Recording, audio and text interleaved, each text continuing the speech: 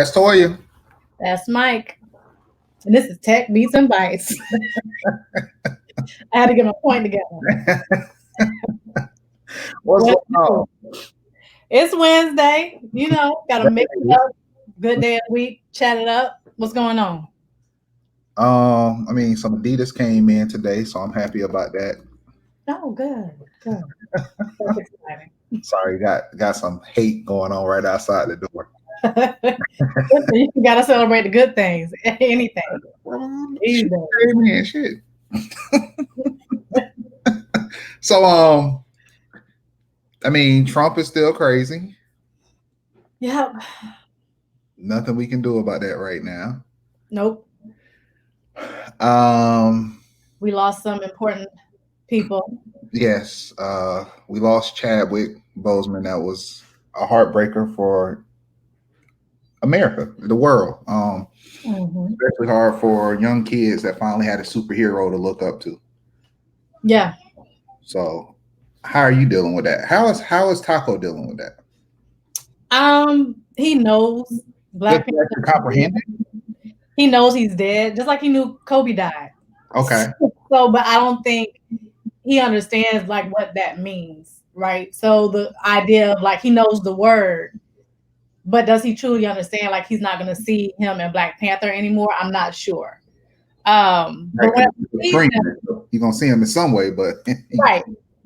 But you know what I mean. So I don't know if he understands like what that means going forward. Because when you see him on, like, if he sees something on TV, he'll be like, "Oh, Black Panther, he's dead," and he'll just say it, and you're like, "Yes, he is." But I don't know if I don't know how that sits, internally. But yeah, how are you taking it? It was a blow. Especially because you didn't know, and he's been doing so much. And I remember when we saw the Five Bloods on Netflix, and you could see his body composition was different. And I know we had a conversation about it here, and we were like, well, he must be preparing for a new role, and you just saw his body transforming in real time. And I know that the internet this needs to take a chill sometimes, because you don't know what's going on. Right. And everybody that was sort of like doing those memes and picking at him, it's like, well, one, he's an actor, so you never know. They take their bodies through so much anyway to get ready for roles. So why even take it to that extreme as some people did? And then to come to find out, he's doing his life's work while battling cancer. It's amazing. When you think about it, how much we kind of complain about stuff in our everyday lives, and we let the smallest things get in the way from us fulfilling our potential. Meanwhile, he's out there banging out the hits. Right. Channeling like amazing people on film. We saw Marshall not too long ago. I think that came out in, what was that, 2019 or 2018? It was. Yeah. And we saw it, and that was amazing, right? Because you're thinking Thurgood Marshall, Chadwick Boseman, they don't look alike, but man, he did that character, and he made you believe in that scene and in what he was doing with that. So he was an amazing talent. And then I saw Karen Hunter did an interview with Professor Greg Carr out of Howard, and then he was sharing a lot about who Chad was and what he went to school for. And just knowing that he was always kind of like about the people, about the content. And they talked a little bit about the gods of Egypt and how he took the role of Tahuti, because he was like, there's no way you're going to do gods of Egypt and not have a Black person in this film.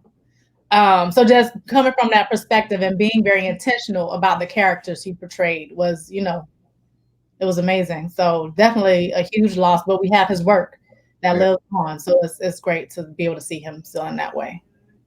Yeah, I'm glad he got to do what he wanted to do, and I'm assuming, however it happened, it was because he constructed it and built it that way for the privacy, and he didn't want the pity. He probably didn't want the pity or the anything else. He just wanted to do his work. We'll never know. Whatever he chose to do, it was private in his camp for a reason, because that was the way he chose to do it. It was harder for me because a couple of days before that, I had lost my own Black Panther. I had lost my little cousin. My cousin was 26 years old, and he passed to COVID. And that was rough. My aunt losing her only child, and my uncle that I'm really close with, Chris DJ Gump Peterson. Mm-hmm. That was his only son. So 26 years old, came back, fiance came back, and he was laying there dead. So it's just, it's a lot going on, and just want people to know doing stuff like this is actually uplifting. We speak to the community, let people know what's going on. But as it stands, COVID still sucks. Y'all still need to get out and vote.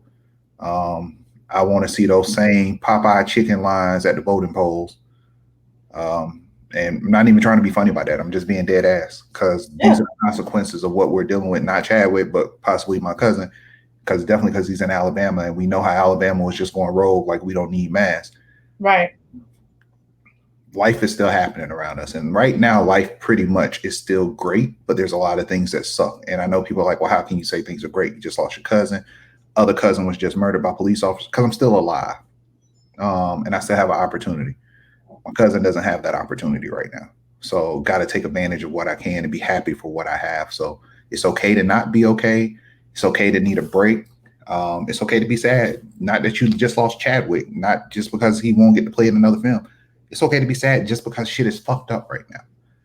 And you might just need a break. So I hope everybody out there is being strong. Hopefully we can bring a little bit of light to your life today as we share with you some historical moments of nightlife and how business transitioned, and how 17 minutes in a garage in a warehouse turned into a lifelong friendship and a big business. So Dante, if you could bring to the screen Nightlife photo guys. So we got Marcellus and Dread, the infamous. Toya, what's up? What it do? How you be? Long time, baby girl, long time. I know. So I still haven't seen Marcellus all year face to face. I have gotten a chance to see Dread at least 3 times.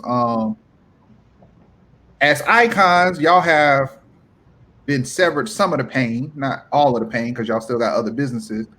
Y'all severed some of the pain of getting out of the nightlife game right before the shit just died right in front of us, because it's gone right now. Yeah, it was lovely.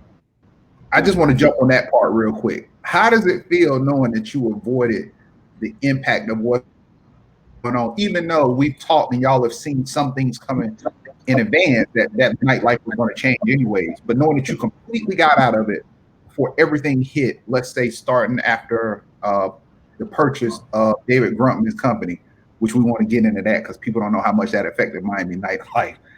How do you guys feel when you got out of the game right in time? Want to start on that? Sure. Yeah. We felt great about it because, first of all, we kept talking back and forth how things were changing, and nobody could really understand what we were saying. We kept saying things are changing. It's not going to be the same. Just watch and see. And we were trying to build entities within what we were doing so that we wouldn't be affected. And kids was like, man, it's going to be here forever. We're going to always be able to go out and make that money. We're always going to be able to hit that club. We're always going to be able to do this. And the more you talk to them, the more it was like tunnel vision. It was so tunnel vision to just see one direction, and we was trying to see all the way around it. And sometimes we would battle for it, we would kick for it because not everybody was really interested in hearing the other side of it. Because we felt like, hey, this game is going to change. Are you going to be ready for it when it changes? I mean, that's pretty much how I saw it, he saw it. We kind of like, because when we used to ride around, we used to say, this going to change. Because even when we first started, it was like the 2 of us. People thought it was like 10 or 15 of us, and it was only 2 of us because of how we did. Right. And then as we picked up the rhythm, going from club to club, he was like, who these 2 guys are? Who this guy, this crazy guy running around, with a camera saying, I'm Nightlife photo guys, I'm NLPG. Who that? Because we would show up looking like professionals. But everybody else had their shirt hanging out and this hanging out. And they was like, it just didn't matter to them. It was like, we took it as we were corporate, trying to present a corporate look to a group of people who wasn't used to getting it like that. And when we were trying to tell them, everybody was like, oh, I'm gonna always have my back up. I'm gonna always throw my back up in the club, and we're gonna always get money like this because it's gonna keep coming. But we in the hood. Didn't work out that way. Nope. From my perspective, you could actually see it when the technology was changing, the technology was growing. It's kind of ironic. We wanted the technology to grow faster because we were ahead of the time. We wanted it to grow faster, and ironically, when it started to change, it started changing to a point where it affected everybody that made income inside of the clubs. Right. I mean, We were grateful for that movement, but we saw it coming, especially when Instagram started to take off. I don't know if people remember, Instagram was the only for iPhone, for Apple platform, for that Mac platform at that time. It wasn't even an Android-based app. You know, it took a little bit for it to turn into the Android-based app. Once it turned into that Android-based app, that's when I knew, you know, things was gonna be real different. Because we were the ones, I would say, and this is not bragging, I would say we were the ones pretty much. We were Instagram before Instagram, and what I mean by that is we were actually emailing people their pictures on the spot so they could put it on MySpace in the club, so they could promote. Yeah, that's classic right there. That's how, we would actually shoot the picture. We'd actually shoot the picture, download the picture, and send it to them right then and there. So we had already set the platform forward, but didn't know that we were really setting the stage for what was about to happen with Instagram. Because everybody was like, yo, can I get my picture right now? Because it was emailing. Yeah, we can email it to you. Right? You can email it right? Okay, fine. They lined up. That was like the thing. So let's go back to that part. Remember, Hotspot didn't exist. I was just about to say, you got to talk about how y'all even got the stuff to them. Let's talk about that part first. So Hotspot didn't even exist. Sprint and T-Mobile created a beta version of the Hotspot. We had both of them. We had, I don't remember, Sprint used to have the one where you plug into the USB and had a little antenna on it. Right? And it would, you had that little Wi-Fi. So we had the beta version, and then T-Mobile had the little box, the little box that you put it anywhere. It had about 2 feet. Right. You'll be able to use it. We tested it in the clubs. We tested it basically for T-Mobile, and when we sent our first pictures, they actually went through. But I don't know if people remember the limitation to the size of the picture. Like you literally could only send like less than a mega. I was about to say you couldn't go more than a megabyte, so it's about 400 to 700 kilobytes that you could send for a photo. It was real small, but we was sitting there. What happened was we would actually sit there with the computer. We did something nobody else did. We brought the whole setup to the club. We brought the laptop. We brought the monitors. People could see their pictures when they got a shot. It was like, whoa, these guys are shooting it. You can see it right there. But at the same time, he was editing, downsizing it so we could send it an email. I remember people used to pay a couple $dollars extra. Oh, yeah, I want to pay extra to get them sent to their phone, to their email, and then they would take it from their email and put it to their phone. They'll have it, you know. And it got to the point we was doing it for funerals. We were doing it for everything. Anything that needed branding, we literally took the club and made it corporate. We made the club Disneyland, Disney World. Yeah. Everything that we shot, everything that we printed, everything that we emailed had a brand on it, had a company brand on it, had our company information on it. If it wasn't our company brand, it was the company that was paying us to brand that actual image. So before they even thought about a photo booth or anything like that, we literally were putting the club information on the picture, and people will put it on MySpace, and then people will actually come to the club from that particular picture. I recall when we would go to people's houses to shoot them, because what we did was got to the point where not only did we brand it there, but you know how you had before, you used to have the little border around the picture. There was a little white border. We started taking the white border to advertise things that were coming. Right. Before any, like if you had it was coming next week, well, you could buy that space, and we sold that to you, and we sold, okay, this is coming next week. Y'all literally sold every inch of the photo before you cover somebody else. Every inch of the photo. It was creative. It was creative, and Photoshop. The whole Freebie model too, which we'll get into, I'm sure, in a second. Yeah, absolutely. But really quick question, because you talked about technology and how you guys were ahead of the trend. once those sort of standalone photo booths became a thing, did you invest in those and start using those as an extension of your business, or by that time y'all were kind of done with it? No, we was fighting it. We was fighting because we didn't want to. Because first of all, the photo booth was a good thing, but a bad thing, because what it did is it took the element of communication out of it, and it took the element of, because I mean, I used to do some. People that know me that if you didn't want to buy a picture, I literally stood there on one leg and rocked back and forth on one leg and take a picture. And it was like, what the hell? I gotta buy a picture just because this fool is standing on one leg. And when that wasn't enough, then I just do the Matrix thing. It was like, oh hell, The Matrix no. shot.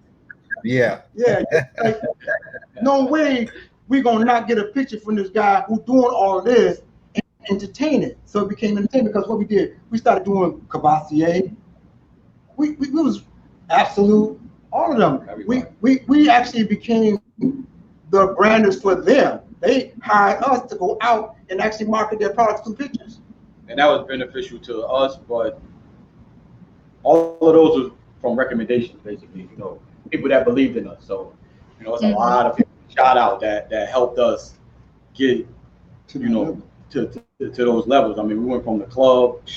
I mean, we would shoot different things. We didn't have like a lane. We never had like a lane. So we would shoot a club at night, be in the studio in the morning. We had a funeral at 3 o'clock. Shoot a funeral and shoot something for the mayor the same day. So that memory card will have so much variety on it that it was pretty hard to keep track of. I mean, it was a 24-hour, 7-day-a-week type of situation, because everybody wanted something all the time. And it was like, how do you live up to 24 hours a day? It was like we got to the point where we was literally sleeping in the van and treating. We created I did this thing where we could actually print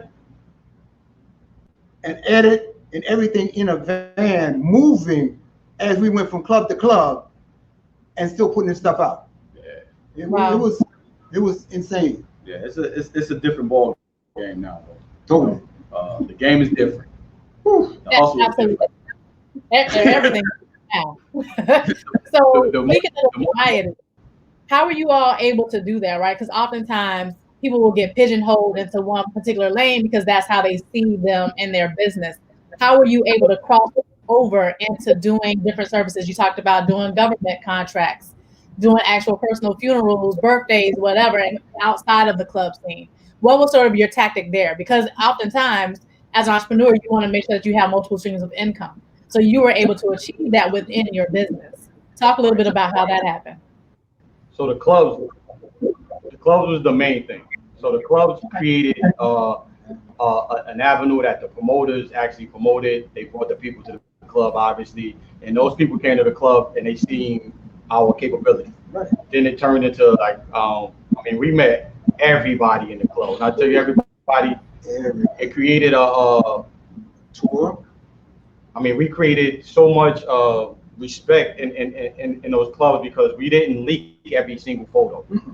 So it's certain things that we kept that built trust with other people that didn't put us on board. We went from meeting congressmen, senators, mayors. We even did stuff for the government where we were actually going to their seminars and document all their stuff. Right. So, and then from that we went to that came from Jazz in the Garden. Yeah, that was a Jazz in the Garden.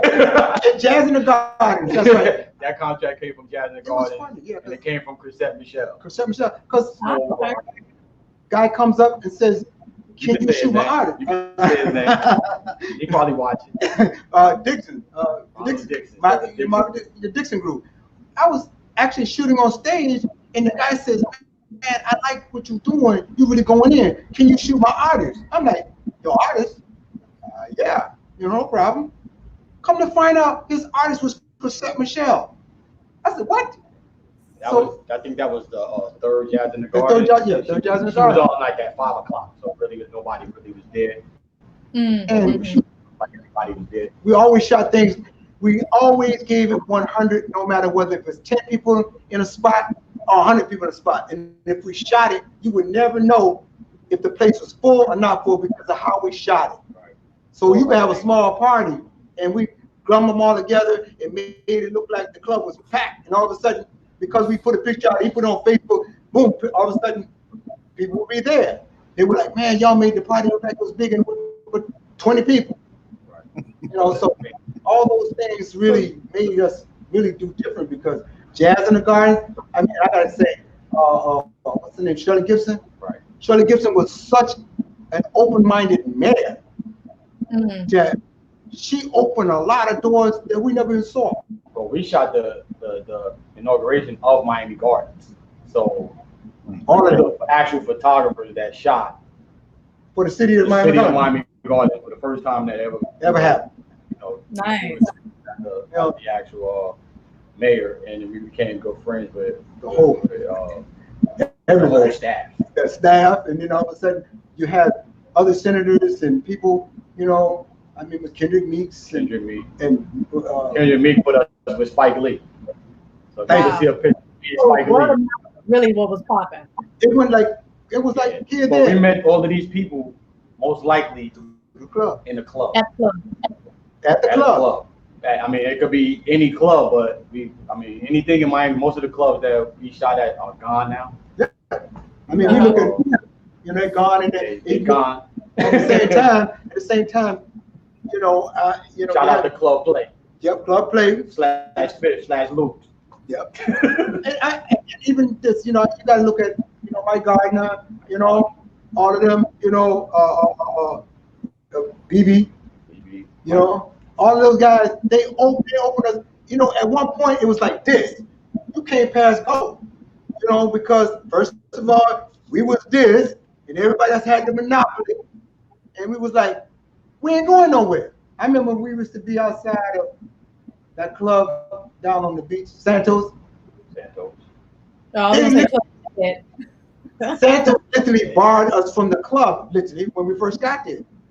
It was like, no, we got exclusive. We don't want nobody else in. But what happened is, we would already done shot the people in the daytime. So when they go to the club, they come in the club, they will stop outside the club, hold conversations with us. Diddy, making it a band, all of that. They would all sit outside and talk to us, and they'd be like, what the hell? Y'all supposed to go in the club. Well, no, this is Dredd and Marcellus. They the shit. They're the bomb. We gotta recognize them. So what we would do, we would sit out in front of the club and shoot out in front. Until the promoters would get so aggravated with it, you got to come inside because you get stuff that we're not getting inside, outside. You just had to have that. Today are fear. We never had nothing. I mean, I remember so many events that. I remember one time you pull up to an auction, a high-end auction. And you said, you ain't gonna get in there. And I said, watch this. I went over there, threw my camera on his shoulder, walked in there, signed the paper, which was, I went right on past. I'm in there with millionaires shooting.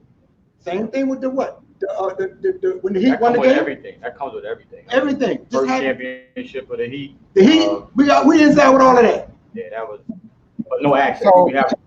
We had no access. We just we looked like we were supposed to be there. We acted like we were supposed to be there. And we always respected the people that were there. And somebody saw us before would say, "Hey, oh that's Bear. Oh that's Marcellus. They cool." Right. So you had the brand recognition. What do you feel? I remember the moment I was telling everybody about on your intro was the historic meeting between Medium 4 at the time before this meeting. It was still Nightlife photo guys and Mocha Cafe with Kai Footman. Oh my God. Mocha Soul, yeah. So 5 brothers sitting in the warehouse, and just so everybody know, we're sitting in the warehouse, and the conversation was literally, how do all 5 of us work together and make sure we're millionaires within the next 10 years and remain friends? That was pretty much the base of the conversation. And how do we go to the next level? Because doing clubs and doing promotions ain't going to be enough. So Medium 4 started doing corporate and city stuff. Nightlife photo. I'm going to tell you guys part last. Kai Footman now has his own complete printing, has a whole t-shirt printing company, just garment printing, direct to garment, doing great with his business. And then that night, probably one of the most historic logos was designed in about 7 minutes. And that was from beginning. We're sitting there, and then I was like, Marcellus. Dredd was probably still shooting and doing something. I think he was still messing with the cameras. And I looked at Marcellus. I was like, "But bro, if you're gonna move outside of the clubs, y'all can't be nightlife photo guys. Y'all bigger than the nightlife. Let's just go NLPG." And Marcellus was like, "Yeah, that worked." And Dredd turned around. He was like, "That's it." I was like, "Well, what's gonna be the logo?" And we looked, and of course, because Dredd is still holding the camera, I was like, "What's one universal thing on all cameras? The power on button." Yep. So I was like, "Let's just simplify it. That's your logo." Dante runs to the car, gets his laptop, designs the logo, turns the screen around, and the next thing I know, Marcellus was like, "Cool, we'll have it on a shirt in a couple of days. Let's go with that. Send it over." You know the funny thing about that? Everybody knew us by that logo. And if we sent someone else out with a shirt with that logo on, they literally gave them pass go. That's how that that logo. has been a conversation. I'm not gonna give that exclusive here. They're gonna have to come to fuck it, is the mic on. That's the conversation that me and Marcellus had about the guy getting into a Rick Ross event all the way in Chicago because he was recognized by his shirt, not by anything else. So I'm telling you, it's like when you guys made that shift, your name shift, which of course comes with some attitude arrangement and business development. How did the money start shifting when people had to recognize y'all were no longer just the guys in the club? You were literally capturing the image of the city and at the same time capturing some historic moments, because y'all got all the stuff when Young Money first came over here and Cash Money came over here when they had moved from New Orleans because of the storm. Y'all got stuff that people don't even know y'all have. Y'all pretty much have a history of Miami culture developing to become the epic center of entertainment that it's become. But how did people start shifting their attitudes towards you when they realized it was no longer just a club life? You were doing real business. Locally, it was hard for us to transition because everybody knew us as Nightlife Photo Guys. They just knew us as Nightlife Photo Guys, and we kept the acronym, NLPG. But NLPG actually changed to Next Level Photography Group when we LLC'd it. So it was Nightlife Photo Guys, and then we went to Next Level Photography Group with the new logo. In the corporate world was easy. It was easy to transition, especially when we were doing product placements. Or shout out to Sharice, Tanya. Shoot, we had a lot of connects in that liquor game. That liquor game was my boy Joseph. We had a good connection with the liquor game. When we started coming outside of Miami, meaning even Fort Lauderdale, because Fort Lauderdale was different for us. The money increased very fast with that new logo. Everything changed. Everything because changed. the Nightlife name was gone. So literally now we are to the point where the invoices. Well, let's go to this. The real answer to that. Universal Music Group. Thank you. Drop them names. Right. Cut the check, and that's what changed the game. So we had a nice little check through Universal Music Group with that logo, and then it just that invoice ended up being a real invoice at that point. Like that's what we used as our invoices. So the money changed at that point, and that was. So that's why Dante saying he need his logo in his private comments. Dante said he need money. Y'all better look in the private chat. Yeah. So that was the time that we did. Matter of fact, it was funny because I had been asking a particular producer. I said, "Yo, man, let me shoot your artist. Let me shoot your artist. Always want $350, right? Is it $350?" He said, No. How about this?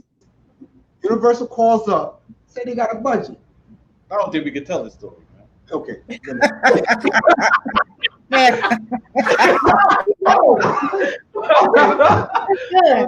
good. We got a disclaimer on Yeah, no. I remember. So I'm like, hey, I come, we show up at the spot, and we show up at a particular person's house, and he said, "Oh yeah, that's that Nightlife Photo guy, right?" Turn around, no, we NLPG, and this is what the invoice is going to be. "Oh, did you say $350? No. We're with Universal now." Shoot. Wow. So now the artist ended up being on Universal, and through our connection, that Universal called us, and it looked like they were sending a New York photographer down. So when we showed up, it was more like, what? Oh, these dudes, we gotta get these photos. But now we already in with Universal. We can't. So we can't give you the images. Hold on. So we got to get this for people that understand. This is knowing your worth and knowing your value. And as we also call it, you should have bought my rookie card when I was still a rookie. Thank you. How much did the price change from $350? Whoa. What did it end up going Percentage. It was 10 times the amount. It was 10 times the amount. For less images. For less images and less work.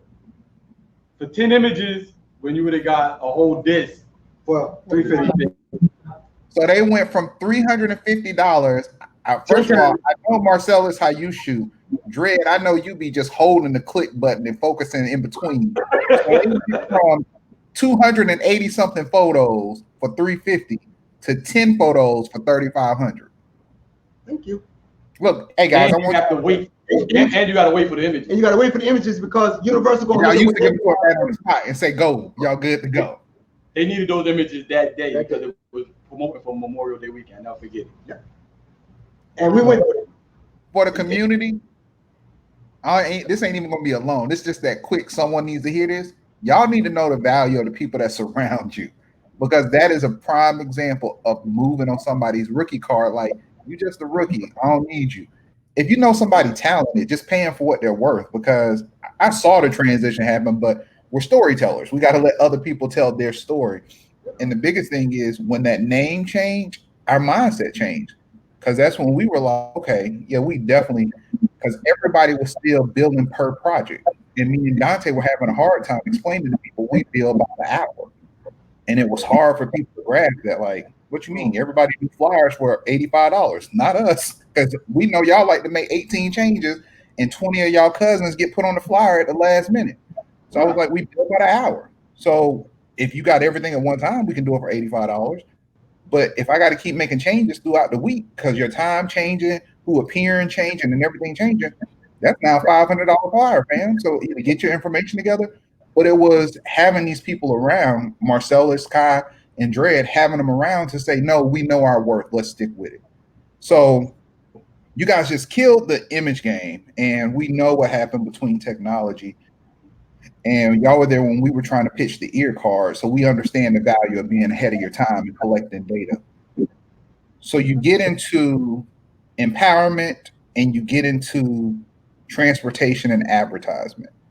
Tell us about how that world comes, because a lot of people always think you guys are split, and it's almost like people assume when you don't see somebody together, they're not working together, not understanding you know, it's like the Thundercats and it's like Transformers. You separate to go do your own thing and you come back together when you need to. So y'all started doing your own thing separately, which people may see visually, but always working on the back end. What kind of things have you guys been getting into now that, like with Freebie, Dread, I know, I think you don't want people to know, but I know, but there's so much empowerment things that are happening. What are you guys doing now that people may not be aware of, but stemmed from the long-term friendship that you guys still have to this day? Well, me personally, I transitioned probably in 2012.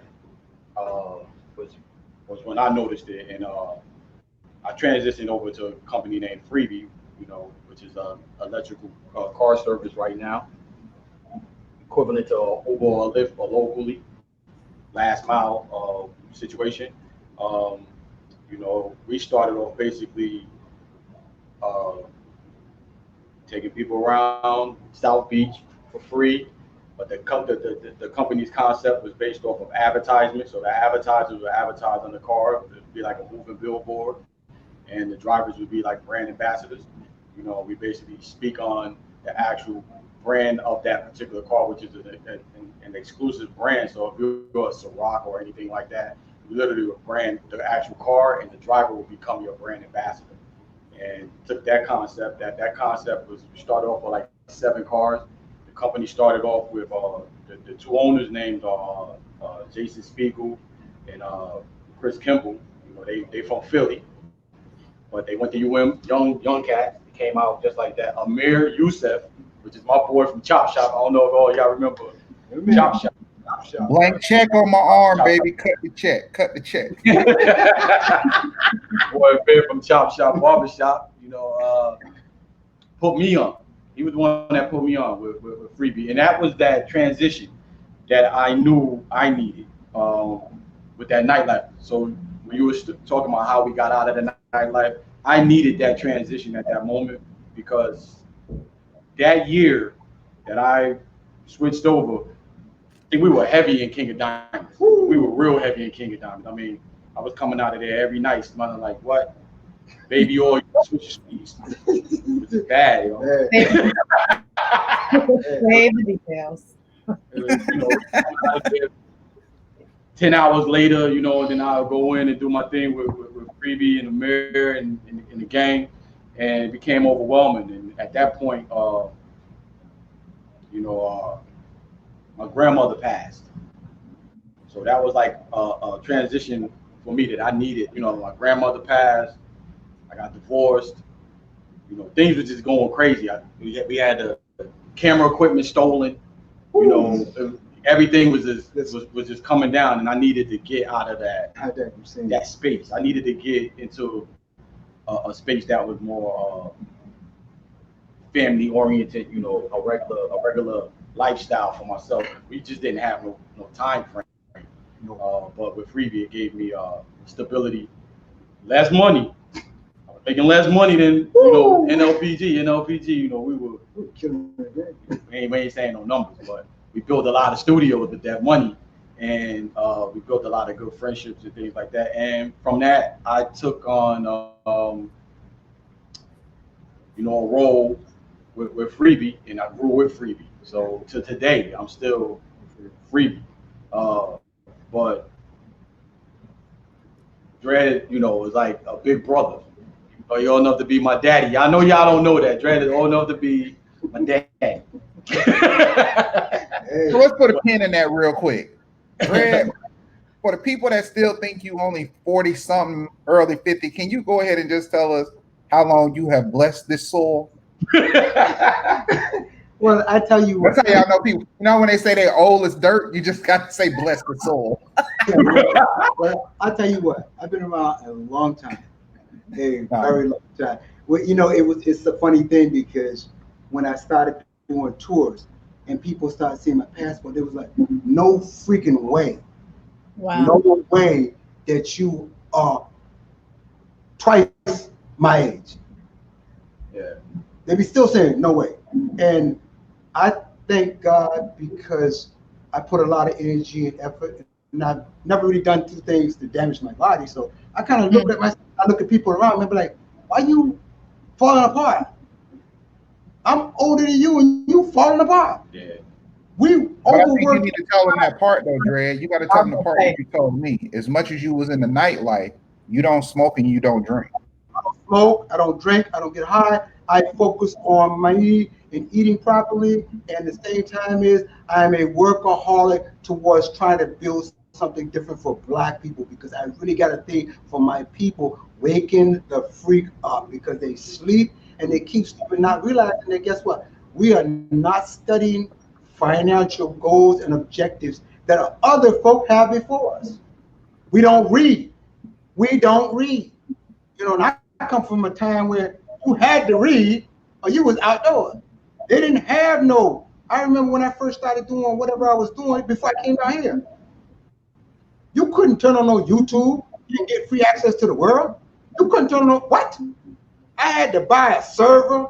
I had to buy a T2, drag it down in the middle of the hood, and try to get somebody who had graduated from college to come in and do what? Do the server? Like, we take things so much for granted as a people in time. But it doesn't mean that technology doesn't change us, because it does, but it doesn't mean it's a bad thing. Because I'm not going to tell a kid to put down a phone, because now today I can pick this up, and this is a full-fledged computer. You mean to tell me you broke and you could broadcast, or you could make a movie, or you could do anything or sing a song, and you ain't doing it? Something's wrong with this picture, and we still broke as a people. I don't get that, because then I'm gonna tell you, I'm older than probably. I probably put all you guys' age together, and I'm probably you guys' age all together. You know what I'm saying? But I think that's a good segue, and it's something me and LaToya talked about, and it's actually something that was scary that I saw. They did the basis of conversations between 8 and 12 years old of what they want to become when they grow up.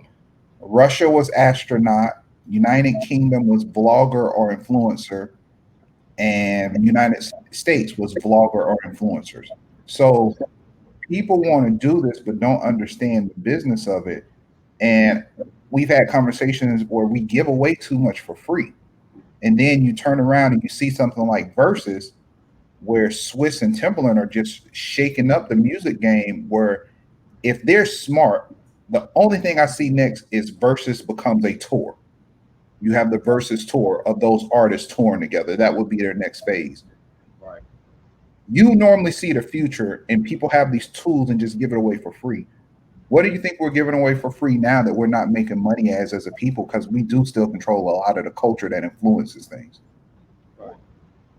I still think that, like I said before, I still think that Knowledge. I mean, basically, we always gave our knowledge. always. I mean, like, there's nobody out there that can say we charge them to learn how to do what we do. NLPG images, when we started it, you never said Dread of NLPG images shot this photo, or Marcellus of NLPG images shot this photo. It was just NLPG image. And the reason for that was for a newcomer, a new up-and-comer photographer that wanted to get in the game, they can actually go to the website, have a business card, go into an establishment and say that's them. Yeah. And nobody can argue that they did not shoot that picture. They can have a whole portfolio from the beginning instead of having to have a 5-year career to show, What you did. what's your portfolio. So the whole team shot celebrities. But you know who shot that celebrity on our website, so you can't debate it. So a person can go from Miami to Chicago and go into a radio station and say, this is my website, and they can clear them immediately, not even seeing without seeing them actually take a photo or a picture.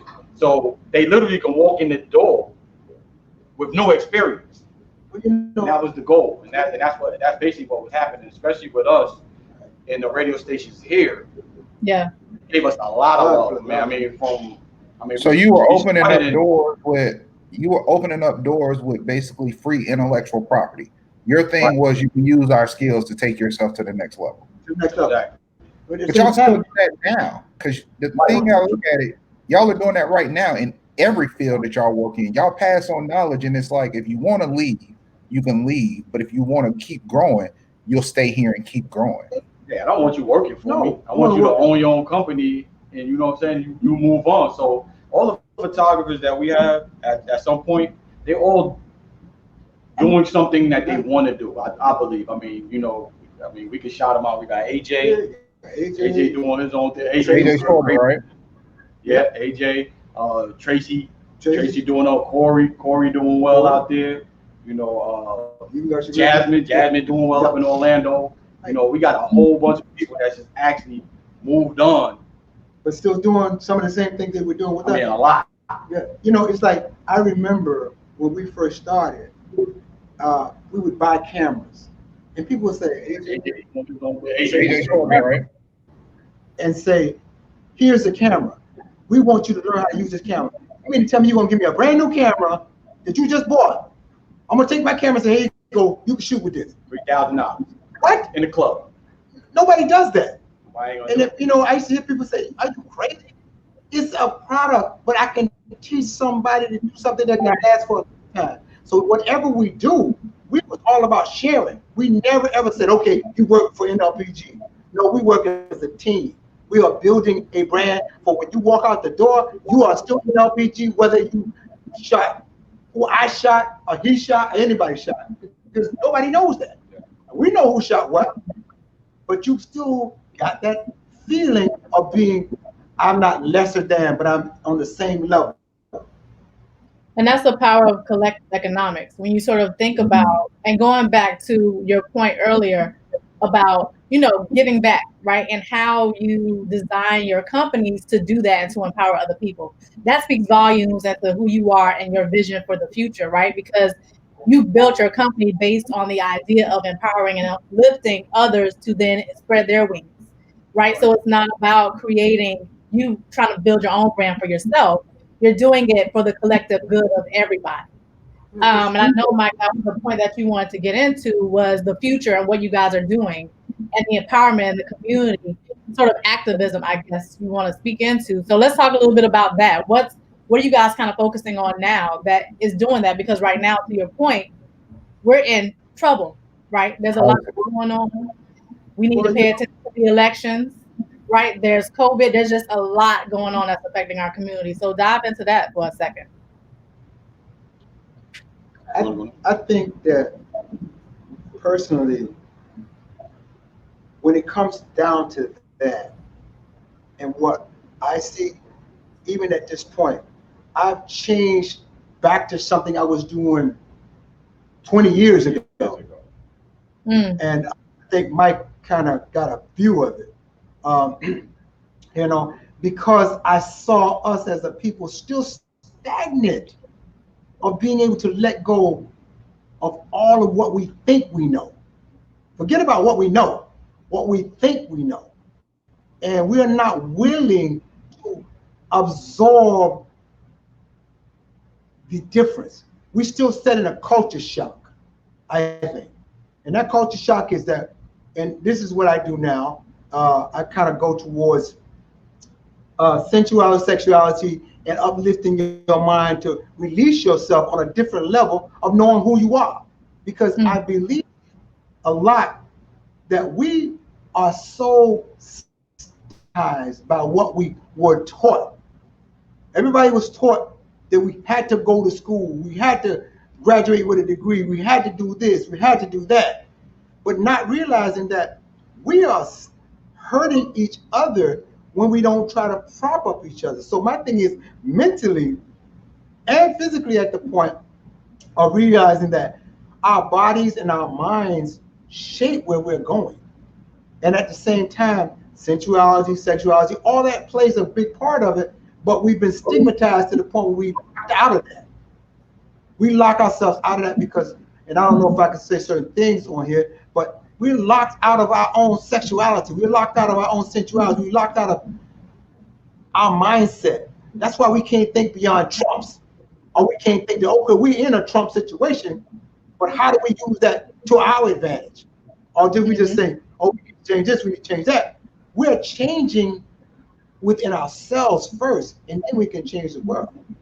But the problem is we don't choose to sit down and realize how many things that you learn as a little girl.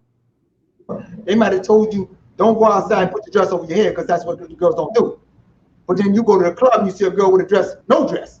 You be like, I was taught this, but this is how it is. Politically correct. We're so busy trying to be politically correct to one another that we won't be truthful with one another. We will not tell each other the truth. And that is a big problem. I see you going down a road, and I know you're going to hurt yourself. And I won't stop and pull you back because I'm so egotistical about making myself look better than what I am. Presenting my, people used to come to me, fake it till you make it. What I always say, I hated people who said, let's fake it till you make it. Why? Because if you really let people see who you really are, they're either going to help you rise or they're going to make you fall. It's funny you say that because that's a saying from our close friend David. And one thing David always says, and it's from Fontaine, I'm going to continue using it. Some of y'all don't want to win. You just want to look good losing. Thank you. And it's a lot of people out there that don't embrace, and there's so much self-hate where I think, Marcellus, we've talked about this. There's plenty of situations that as a unit, not our unit, a unit being South Florida, that we could have overcame, but we just don't like to work together because then you don't get all the fame and the shine. And certain people won't do stuff if their name It's almost like, the person that won't join a collaboration or a song if they don't get to anchor the song. Like, yo, I'm the best. I'm supposed to close out the song. Is it about closing out, or is it about just dropping dope bars every time you get a chance to get on the song? And I think there's too many people that if they can't anchor it or get the credit, they don't want to just be a part of it. But I remember in that warehouse, a part of our conversation was, we don't need everybody to know who we are. We just need them to know who our companies are. And we just need to make impact. The money will come. And that was one of the things I've addressed in a note I wrote. And one of the things I realized with a previous project we was working on, it was never about money with our crew. It was always about impact of a legacy, because we didn't know how it was going to work or how it was going to go. So we were just more excited about making an impact. The money was secondary. The impact was everything. Can I ask you something? Based on the transition that I made, opposite of my partner, I went back to doing something, and I don't have a problem about it. And my platform is based on this. I watched people set platforms for their people. And that one of the platforms is an adult platform. And I asked somebody, when that platform came to this city, I came and visited. And I gave an invitation to every Black entrepreneur that was in that platform of adult business to come and see what I was doing. I had 13 people come back to my space. And they said to me, it's no way that you are a Black man in Miami with this type of thing and nobody don't know about it. And the fact is that you're willing to risk this, because I'm willing to risk, because I done risked it before, and I'll do it again, because I feel like everything has a place. There's a place for adults, there's a place for kids, there's a place for this. But couples, I have centered in now trying to uplift them and bring them more bonding together based on the fetishes, the eroticism. Like basically, I go to erotica. And when I go to erotica, I see 7 people that are there set up. So I said, guess what? I am on that same platform. Come see what I'm doing. I teach fetishes. I teach adults how to interact with one another so they can stop breaking up and make up and do what they do and not feel guilty about it. So I went in that direction.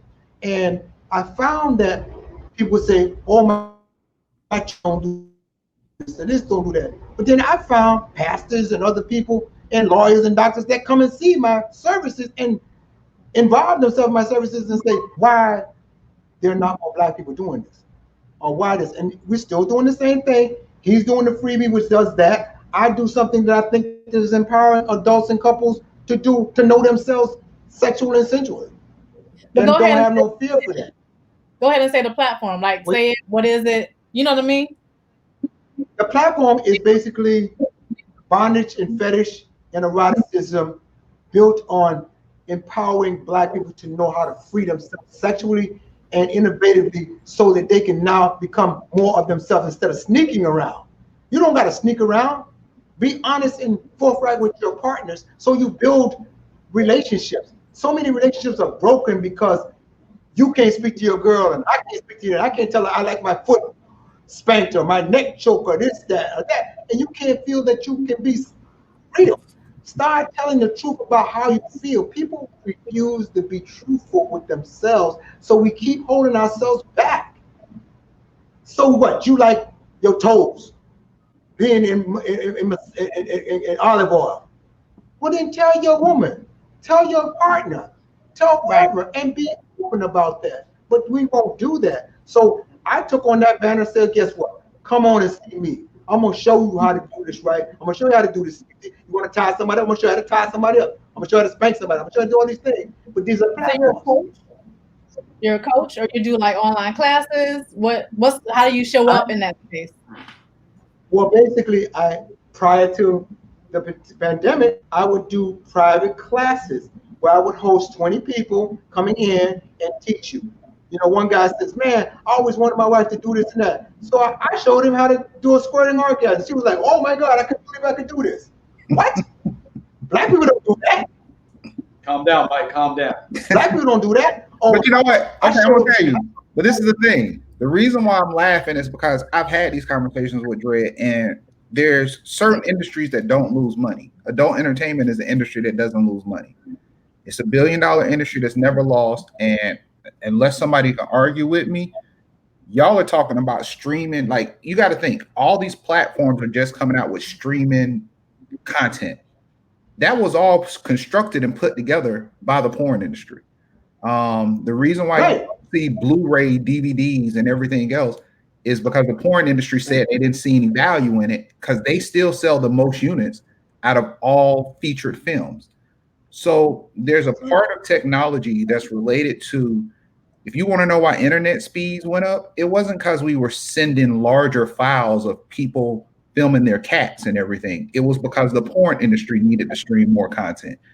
There's a certain part of money that if you take out any of your beliefs, if you don't like the adult entertainment industry, if you don't like porn, if you don't like fetishes, whatever, there's a certain part of money that you can't ignore.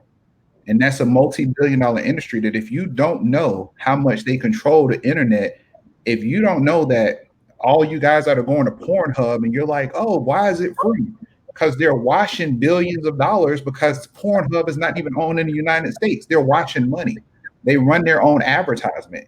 And there's a whole documentary about it. But you got to know how money moves to know what certain things are going on. And once you ignore a particular sector of money, you don't know the dynamics of the impact of how it's affecting everything else. Nobody came out with a 4K camera because they wanted to see Superman up close. It was because of something else. And the stuff they wanted to see up close was very live and personal. Oculus lenses, point of view, PPE, was not because somebody wanted to see a basketball game in real life or somebody cooking. They didn't want to see somebody cooking looking down, but there were certain things they wanted to look at looking down. You can ignore that fact because it makes you uncomfortable. But having worked with West Coast Productions, having worked with Adam and Eve, and some of these large corporations that I work with that are, you think the film industry in California is crazy? The porn industry in California, North Carolina, New York, and Florida is on a whole different level. So I laugh because this is informative to some people, but I see the millions of dollars we miss because it's like, oh, you shouldn't do that. I walked away from millions of dollars because I didn't want to ruin a brand image when I was doing marketing for adult entertainment. I was like, oh, that's going to ruin me. I probably wouldn't have got certain jobs, but let me tell you, when I walked away, I was managing 6 girls that were making $250,000, and my primary job was to bring them to the East Coast to dance for 6 songs. They would do 2 sets, 3 songs, and get off the stage, and that was it. But at the same time, ask yourself a question. We as Black people don't notice that we are in that, and we're spending most of the money. We spend most of the money, we make all the money, and we get a fraction of the money. Hello. How long does it porn is the highest selling porn? Yeah, we don't own it. And that's the problem. That's what Joe Budden has been talking about this week. That's what Dame Dash has been talking about. You know, all these people like Spotify, they're trying to own the content, but we don't own the platforms. Because what is Spotify if they don't have the artist? What is Spotify selling besides streaming? So even right now, you guys are probably watching us on Facebook. What if nobody posted anything on Facebook for 7 days? What would Facebook have to offer? We're the creators. They're just a platform to put the content of the creativeness onto it. And it doesn't matter what that content is. You got to know the power of the content you're creating. And Marcellus, we talked about that even with the art world, with what Amir was doing, with the advertisement, with Freebie, all the way down to the fact when we was talking about your nail shop, your hair salon shop. We put the products out and we don't own the products, but we're part of that $1 trillion beauty industry, but we don't own the little stuff. We don't own it. And I keep saying it, why we don't own it, own it. What's the problem? It's like, that's the key factor. It's like, that's what made us different as NLPG. We owned everything. Printers, we owned it, so we dictated the price. We dictated the price point. We dictated our marketing. We dictated everything that we did. I mean, there was nothing other than, I need to buy this camera, I need to buy this lens, and we couldn't dictate that price, but we made enough money to get that price. Or we can negotiate because we're buying a lot of it. We're not buying one. We're not buying 2. We're buying a lot of it. So we built our own studios so photographers could be able to come in and make money with that studio and not have to pay us. We owned it. You could come in here, you could shoot it, you could charge what you want to charge, and you can leave. Live, enjoy. Bless. But you know what I'm saying? You in return, you helped us build. You helped us. But then, grab these clubs, grab these events, grab everything. But we own every entity of all. We own the compound, literally. Yeah. Literally own the compound. We had like that last studio was the compound. Yeah, we had like 5 spaces. What, black people got 5 spaces in a place where the rest of the place is white? We were the only people there that was black. That wasn't the only studio. I mean, like, that was our last. Yeah, not our last. That was the last. That was the second to last. But before that, I mean, then we owned like 4 or 5 studios. We built 4 or 5. Dre built these studios by hand. So that's the crazy part about having a partner like this is he don't sleep. I have ideas. He have ideas. I'm not hands-on with that. I'm more, in the street. Corporate. I could turn it corporate. I could turn the street to corporate. I could turn a baby shower into a corporate party. I could turn a corporate party into a hood party at that point. We could change the dynamics of all of our jobs. Because Dre alone, I mean, when I say alone, literally builds studios. And that was the biggest, I would say the biggest asset of us growing, is that we never had to have somebody build out our studio. We never had to have a person come in and lay video and build it out. We'll go make the money, buy the equipment, buy all the pieces, and you wake up in the morning and it'll be a site wall Dre just built.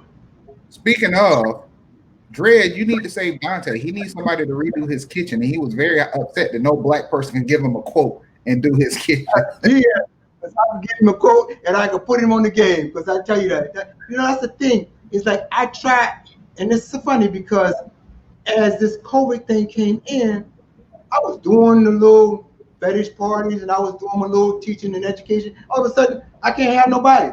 So all of a sudden, somebody says to me, "Come out to my place." A black-owned optometrist. He says, "Man, my place is looking kind of shaky. You come over and do it." How about this? I'm in there building the place. I'm playing it. No kids ever. Guy says, "Oh, can I get your number?" And the guy looks back and said, "Oh, hell no. You the guy who do the thing back like this with the camera." He said, "Man, you do all this too?" Building. That's the thing. We won't I try all the time to get a young kid to come along with me, work with me, learn this. You ain't got to pay me to learn. I want to teach you how to do electrical. I'm going to teach you how to build a wall. I'm going to teach you how to do the plumbing. I'm going to teach you how to do the whole thing and do what? And still give you some money too? What's wrong with you? And then you don't show up. Or then one day, the kid says to me, "I got to work on my earpods in my ear." I'm calling him and he got the earpods here. I can't work without that. So you know something, my friend? I'm gonna teach you a lesson. Go home. Goodbye. Because guess what? You don't get to tell me, who's teaching you how to make a living beyond now, that you're gonna wear iPods because I gotta do it this way. Are you nuts? I'm giving you a we don't have those life lessons anymore, and those are life lessons we need. But I think one of the biggest things, and I actually like the way you brought all that back together, even in a whole different world, doing woodsmith work and doing contractual work, people still remember you from what you did that built that foundation, which was Nightlife Photo Guide. And I think people need to understand the value of brand integrity and just delivering. It doesn't matter what you do, deliver. And I it's one of those days, besides whatever Comcast is doing on my cable that is going out every 30 minutes. These are one of those conversations that I feel could go on for 2 to 3 hours. But we got to let our viewers get back to work. And Dred, I'm pretty sure you got something to build in the next 30 minutes or so. So I want to say to stay in the backstage. We appreciate you. To our people out there that's watching, thank you for watching. Don't forget to comment, share, and like. I hope you learned something. The biggest thing is learn what you don't know, stick with your brand, and even if you're ahead of the curve, sometimes you just got to chill out and wait for everything to catch up with you, because there's nothing wrong with being an innovator. Normally, innovators are in the front by themselves. So amongst that darkness, you will find a little bit of light, but just keep chasing the light. But it's a lonely world being an innovator, and it's a lonely world being a thought leader and a pioneer. And these guys traveled a lonely path, and it worked out for them. So to my two brothers, Black Men Rising, I salute you. I appreciate your mentorship and your friendship more than anything. And thank you for coming on the show, and thank you for continuing to be friends, and a part of Medium 4 and a part of Tech Beats and Bytes, and just a part of my life. I really appreciate everything you guys have given me, because y'all put us in Miami in spaces we weren't at yet. So we wouldn't be what we are without you guys. We met a lot of people because of you guys. So that's Toya. That's Mike. And this is Tech Beats and Bytes.